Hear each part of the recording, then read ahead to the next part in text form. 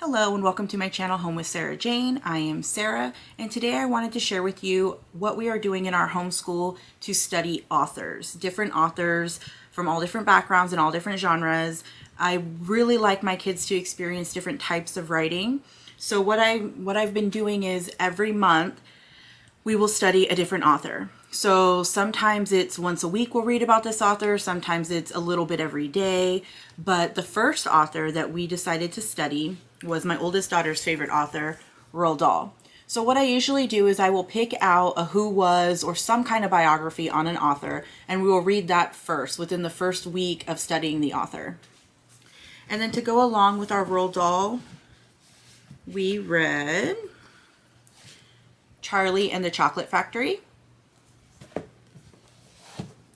Charlie and the Great Glass Elevator, and the last one that we read to study Roald Dahl was Boy. And this one I didn't even know existed. It came in a gift pack that my daughter received from her grandfather. And this book is about Roald Dahl as a boy, as a child growing up. So this one was actually a very interesting read as well. It was a lot of fun. My kids really enjoyed learning a little bit more in detail about his experiences as a child.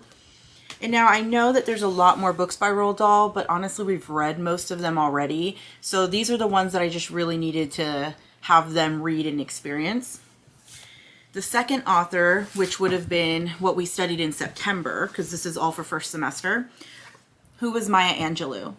This one, it was hard to read about her background.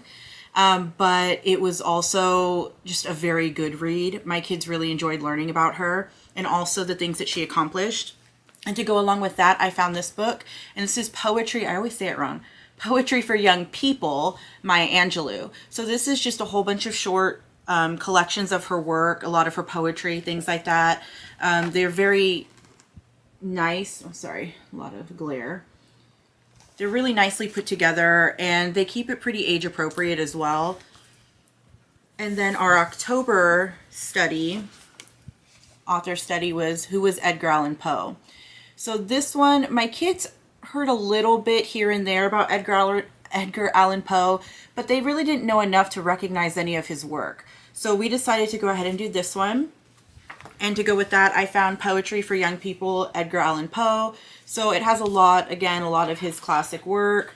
And if you know anything about Edgar Allan Poe, a lot of it is very sad and dark. So I think that's part of the reason why I chose it for October. It seemed very gloomy and spooky. And then the last author that we studied for first semester was Who is Lewis Carroll. Now this one, my daughter loves Alice in Wonderland, so we decided to go ahead and throw in this author as well. I actually learned a lot about Lewis Carroll from this book. There was a lot I really didn't know myself. We really enjoyed this one. And then to go along with this, we decided to read, obviously, Alice's Adventures in Wonderland and Through the Looking Glass. So my daughter really enjoys these leather-bound books. They're from Barnes & Noble. They're really nice. Like, some of them even have illustrations in them.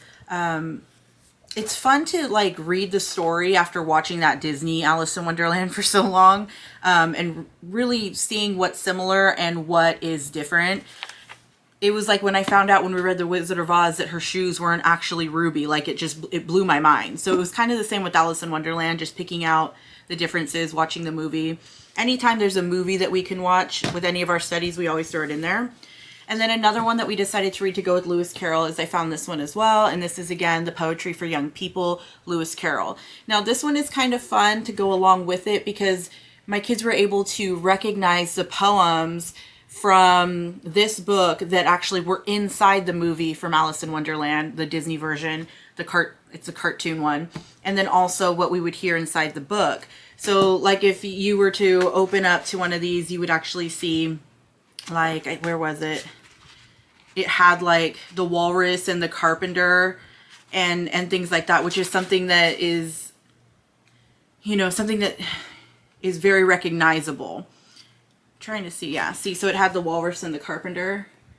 And so my kids were like, oh, I know what that is. I heard that in the movie before. So they were able to actually recognize a lot of the poetry in this book that was actually throughout the Disney cartoon of Alice in Wonderland.